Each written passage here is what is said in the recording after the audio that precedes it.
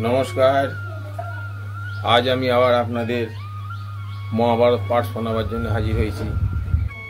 আশা করি আপনারাও নিয়মিত শ্রদ্ধার সঙ্গে আমার এই মহাভারত পাঠ শোনেন। অবশ্যই শুনবেন, কারণ মহাভারত পাঠ শুনলে সংসারের মঙ্গল হয়। আপনারা সবাই ভালো থাকবেন, ভগবান আপনাদের মঙ্গল করুন। আর একটা অনুরোধ, আমার এই চ্যানেলটা সাবস্ক্রাইব করে দেবেন। আজকে আপনাদের যেটা শোনাবো সেটা হলো অর্জুনের সঙ্গে অশ্বত্থামা ও কর্ণের যুদ্ধ এবং তাদের পরাজয়। বৈশম্পায়ন বললেন, এরপর অশ্বত্থামা অর্জুনের উপর আক্রমণ করলেন। মেঘ যেমন জল বর্ষণ করে তেমনি অশ্বত্থামার ধনুক থেকে বাণ বর্ষণ হতে লাগলো। তার বেগ বায়ুর মতো প্রচণ্ড হলেও অর্জুন তাকে প্রতিহত করে নিজের বাণের সাহায্যে অশ্বত্থামার ঘোড়াগুলোকে ঘায়েল করে দিলেন। মহাবলী অশ্বত্থামা অর্জুনের এতটুকু অসতর্কতার অবকাশে একটি বাণের সাহায্যে তাঁর ধনুকের ছিলা কেটে দিলেন। অশ্বত্থামার এই কাজ দেখে দেবতাদের সঙ্গে ভীষ্ম, দ্রোণ এবং কর্ণ কৃপাচার্য তাঁর প্রশংসা করলেন। তারপর অশ্বত্থামা তাঁর শ্রেষ্ঠ ধনুক দিয়ে অর্জুনের দেহ লক্ষ্য করে বাণ নিক্ষেপ করলেন। তারপর দুজনে রোমাঞ্চকর যুদ্ধে প্রবৃত্ত হলেন। দুজনেই মহাসুরবীর, দুজনেই দুজনের উপর বাণ নিক্ষেপ করতে লাগলেন। অর্জুনের কাছে ছিল দিব্য তুনীর, যাতে কখনো বাণের অভাব হতো না, তাই তিনি যুদ্ধে পর্বতের ন্যায় অচল থাকতেন। এদিকে অশ্বত্থামা এত বাণ নিক্ষেপ করেছিলেন যে তাঁর বাণ ফুরিয়ে গিয়েছিল, তাই তাঁর থেকে অর্জুন যুদ্ধে এগিয়ে গেলেন। তাই দেখে কর্ণ তার ধনুকে টঙ্কার তুললেন। সেই শব্দে অর্জুন তাকিয়ে কর্ণকে দেখতে পেলেন। তাকে দেখে অর্জুন ক্রোধান্বিত হয়ে কর্ণকে বধ করার ইচ্ছায় তার দিকে রোষ কষায়িত দৃষ্টিতে তাকিয়ে রইলেন। তারপর তিনি অশ্বত্থামাকে ছেড়ে সহসা কর্ণের দিকে ধাবিত হলেন। তাঁর কাছে গিয়ে বললেন, কর্ণ, তুমি যে সভার মধ্যে অহংকার করে বলতে যে যুদ্ধে তোমার সমকক্ষ কেউ নেই, সেই কথা প্রমাণ করার আজ সময় এসেছে।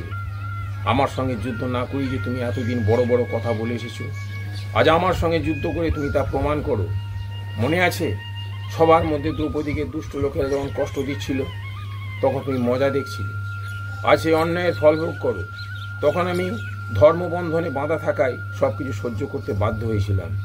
আজ সেই ক্রোধের ফল এই যুদ্ধে আমার বিজয়ের রূপে তুমি দেখো। কর্ণ বললেন, অর্জুন, তুমি যা বলছো তা করে দেখাও। অনেক বড় বড় কথা বলছো, কিন্তু তুমি যে কাজ করছো তা কারো কাছে গোপন নেই।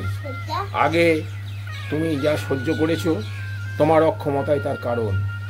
আজ যদি তোমার পরাক্রম দেখি তবে তা স্বীকার করব। আমার সঙ্গে তোমার যুদ্ধ করার ইচ্ছা নূতন বলে মনে হচ্ছে। আচ্ছা, আজ তুমি আমার সঙ্গে যুদ্ধ করে আমার পরাক্রম দেখো। অর্জুন বললেন, রাধাপুত্র, কিছুক্ষণ আগেই তুমি যুদ্ধক্ষেত্রে আমার সামনে থেকে পালিয়ে গিয়েছিলে, তাই তোমার প্রাণ রক্ষা হয়েছিল। শুধু তোমার কনিষ্ঠ ভ্রাতা মারা গেছে, তুমি ছাড়া এমন কি আছে যে ভাইকে মরতে দেখে যুদ্ধক্ষেত্র থেকে পলায়ন করে? তারপরে আবার এসে এমন বড় বড় কথা বলছো?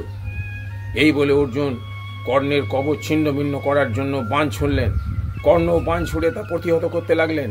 অর্জুন বারংবার বাণ দিয়ে কর্ণের ঘোড়াগুলিকে বিদ্ধ করলেন। তার হাতের ঢাল কেটে ফেললেন, রথের রশি কেটে ফেললেন। তখন কর্ণ তুনীর থেকে তীর উঠিয়ে অর্জুনের হাতে বিদ্ধ করলেন। অর্জুন কর্ণের ধনুক কেটে ফেললেন। ধনুক কেটে যেতে কর্ণ শক্তি প্রয়োগ করলেন, কিন্তু সেটি আঘাত করার আগেই অর্জুন তাকে কেটে ফেললেন। তাই দেখে কর্ণের অনুগামী যোদ্ধারা একযোগে অর্জুনকে আক্রমণ করল। অর্জুনের গান্ডীব থেকে নিক্ষিপ্ত বাণে তারা সকলে ছিন্ন বিচ্ছিন্ন হয়ে পড়ল। অর্জুন তারপর কর্ণের রথগুলি বধ করলেন। এরপর অর্জুন এক তেজস্বী বাণ কর্ণের দিকে নিক্ষেপ করলেন।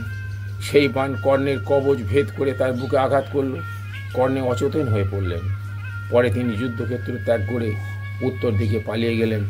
মহারথী অর্জুন ও উত্তর উচ্চ স্বরে গর্জন করতে লাগলেন। নমস্কার।